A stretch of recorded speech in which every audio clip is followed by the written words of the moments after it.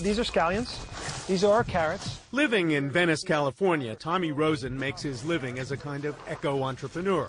He can certainly afford to buy vegetables, but he likes growing his own in the backyard, too. We try to get as much into each square foot as possible. So you can notice that the spinach is bunched together.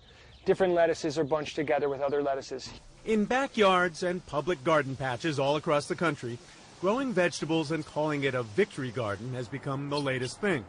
It's a victory over high food prices, a victory over going to the store, maybe even a small victory over global warming. So this is a green zebra. It's a green tomato. You eat it this way. Christy Wilhelmi started a company called Garden Nerd and teaches people how to farm their yards. It's an heirloom variety.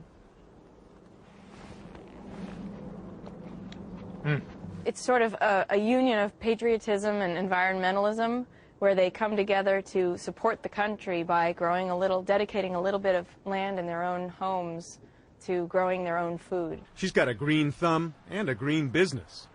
There are a few things that just about anyone can grow that will definitely succeed. Beets are one of them, and I grow them even though I hate beets because they have virtually no pests and diseases, and you just throw them in the ground and water them and they come up and they're bright and pretty. There is a primeval satisfaction to watching things grow and knowing where your next meal is coming from.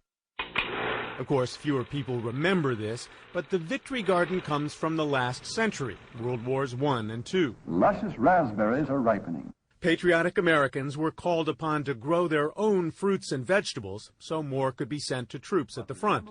In the 1940s, as many as 20 million gardens grew 40% of the nation's produce. No work, no turnip, no tank, no flying fortress, no victory. Bear that in mind, all you victory gardeners, and work for victory.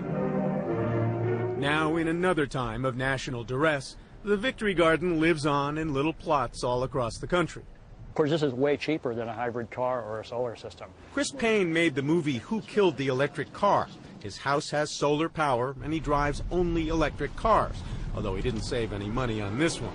But growing vegetables goes with his whole deal. In what sense is it a victory garden?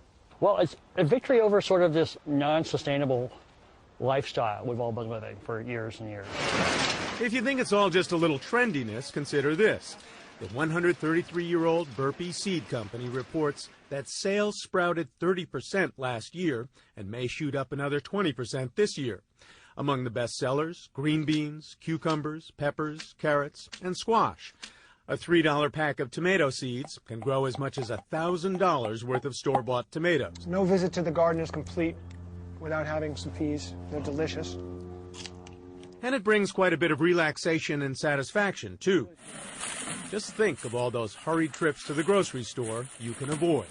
I can't tell you how much joy I get from working in this garden. I come out and I have quiet time by myself, just me and the vegetables that I'm growing. And at the end of the day, dinner is out there, just a few steps from the kitchen, and the joy of cooking your own. This is Brian Rooney for Nightline in Venice, California.